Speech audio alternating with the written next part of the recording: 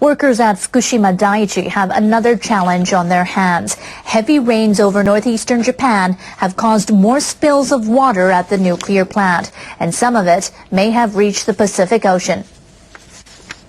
More than 100 millimeters of rain fell on Sunday. The water built up inside barriers surrounding storage tanks, and workers discovered spills in at least 12 locations. The rains eased, then the water stopped flowing over the barriers. But workers are looking into the possibility that it may have made its way through ditches and into the ocean. The barriers are 30 centimeters high, but rain a few days ago had pushed water levels in some areas above 20 centimeters, and workers can only pump out a few centimeters per day. They say they checked the water for radioactivity to ensure it met safety standards. Then they released some of it into the compound. They went through the same process last Wednesday after a typhoon brought heavy rains. Now we're going to head over to Asia, where we have a super typhoon called Typhoon Francisco. They call it a typhoon. Same thing for us, it's a hurricane. But right now it is sitting right off the coast of Japan, and you can see it's expected to come in as about a Cat 1 as we get into Thursday afternoon. But right now a Cat 4 is what we're looking at.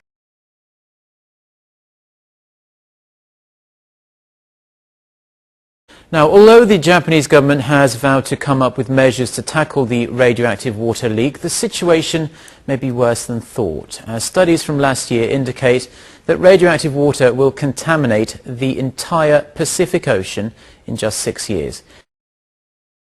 Well, another typhoon may be headed toward Japan, and the self-defense forces want to be sure they're ready. Commanders sent more than 400 personnel to an island south of Tokyo after Typhoon Wipa hit last week. The rains caused heavy flooding on Izu Oshima. Parts of a mountain at its center slid over several neighborhoods. The landslides killed at least 27 people. SDF personnel are searching for 19 other residents who are still missing. Another 500 SDF personnel will arrive on the island over the next few days. Forecasters say Typhoon Francisco could hit Japan later this week. Residents of typhoon-ravaged Izu Island south of Tokyo are evacuating their homes due to the threat of more landslides. Weather officials say that Typhoon Francisco is approaching and could bring more heavy rainfall. The town of Oshima issued evacuation advisories on Saturday afternoon to more than 1,200 households in 2 communities on the island. Town officials say about 1,000 residents are taking shelter in 6 evacuation centers. Heavy rainfall from Typhoon Wipa caused massive mudslides on Wednesday that crushed 30 houses. 27 people were killed and 21 are still missing. Weather authorities warn that heavy rainfall from Typhoon Francisco may hit the island from pre-dawn hours through Sunday morning. Town officials are stepping up patrols in affected areas and taking other precautionary measures. Rescue workers were forced to halt their search for the missing following the evacuation advisories. They plan to resume searching as soon as the advisories are lifted. Now, although the Japanese government has vowed to come up with measures to tackle the radioactive water leak, the situation may be worse than thought. Studies from last year indicate that radioactive water will contaminate the entire Pacific Ocean in just 6 years. Kim Min-ji reports. This graphic shows the gradual contamination of the Pacific Ocean due to leaks of radioactive water from the crippled Fukushima nuclear plant in Japan. The simulation, which was run by a German Marine Research Institute, shows the entire Pacific waters being polluted by radioactive water in just 6 years. Although the results failed to grab attention when first released last year, experts now fear that the hypothesis may become a scary reality after the Japanese government recently admitted that some 300 tons of radioactive water have leaked into the ocean.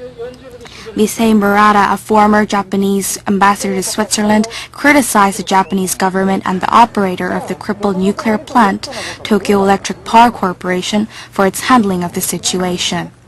TECO recently admitted to leaks of radioactive water. The amount is much more that the simulation had taken into account. The international community has also voiced concerns over the issue, but Tokyo, meanwhile, is busy drumming up support for its bid in hosting the 2020 Olympics. 2020 Tokyo, let's do well. Murata stressed the fact that Japan does not realize the gravity of the issue is more outrageous.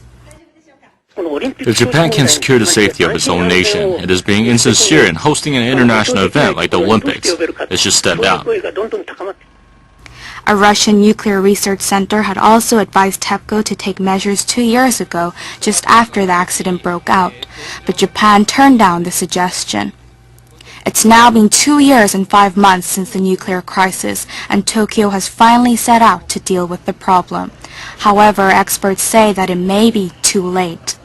The former ambassador also warned that Japan may lose its rights in its exclusive economic zone if it fails to block the leakage into the 200 nautical mile zone.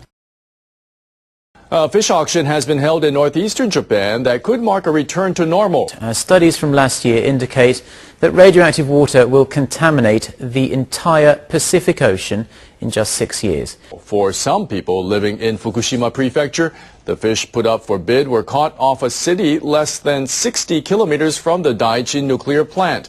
It is the first time fish from the area have been sold since the 2011 nuclear accident.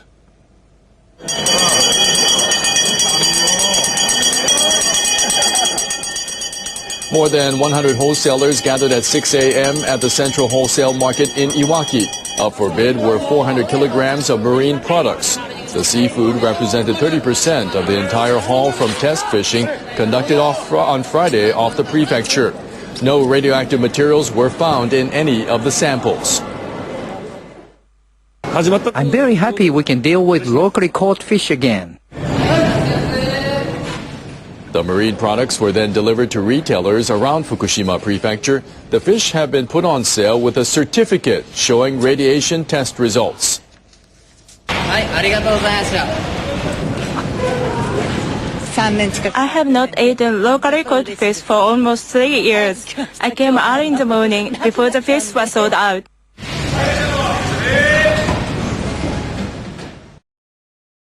Japan's Prime Minister says he will work to dispel rumors about contaminated seafood being caught in waters off the country's northeastern coast. Shinzo Abe made the pledge while visiting a fishing port in Fukushima Prefecture. Abe was in Soma City, where a fishery official explained the experimental fishing that resumed on September 25th. Fishing was suspended in waters of the damaged nuclear power plant after radioactive wastewater leaks were discovered. Abe sampled some of the fresh catch.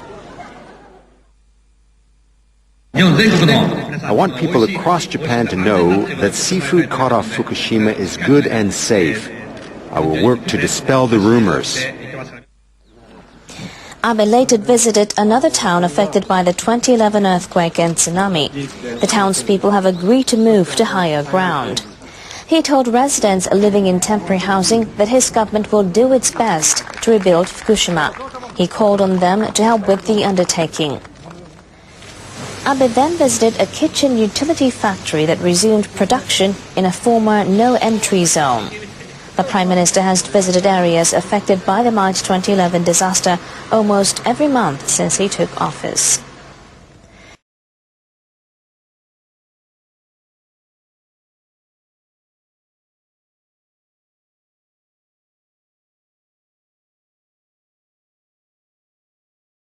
Studies from last year indicate that radioactive water will contaminate the entire Pacific Ocean in just 6 years.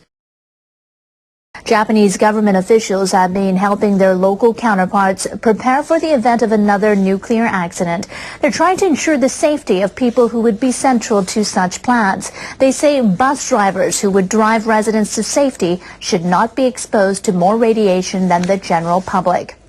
Government officials are helping municipalities within 30 kilometers of a nuclear plant drop their evacuation plans. They set the yearly exposure limit for drivers at 1 millisievert.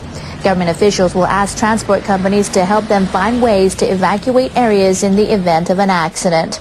And personnel from Japan's self-defense forces are expected to make some other suggestions. Government officials are taking other steps too. They say they'll show municipal workers how to take iodine tablets. They say that can help prevent people from absorbing radioactive substances. The plan is to distribute the tablets to households within 5 kilometers of a nuclear plant. When a worker saw danger at the Hanford Nuclear Reservation in Washington State, where 56 million gallons of radioactive waste needs to be cleaned up, he said something. Then he was fired. Now he and a second whistleblower explained to Carter Evans why they think they've been targeted for retaliation. You clearly don't know who you're talking to, so let me clue you in. I am not in danger, Skylar. I am the danger. A guy opens his door and gets shot, and you think that of me? No. I am the one who knocks. For more than a decade, Dr. Walt Tamasitis has raised questions about design flaws at this $13 billion nuclear waste treatment plant under construction at Hanford. It's what he was paid to do. My job was to point out if there was a problem, to identify the problem, and offer solutions to it. Earlier this month, Tamasitis was called into a special meeting with a manager. He says, today's your last day. Give me your badge, your BlackBerry, pack your things up, and we'll escort you to the door. Were you surprised? Shocked. Did they give you a reason? They just gave the reason that we need to cut back. It was the end of his career with project subcontractor URS. But his concerns about the potential for a radioactive explosion at Hanford persist. If the explosion was severe enough, would be released to the public.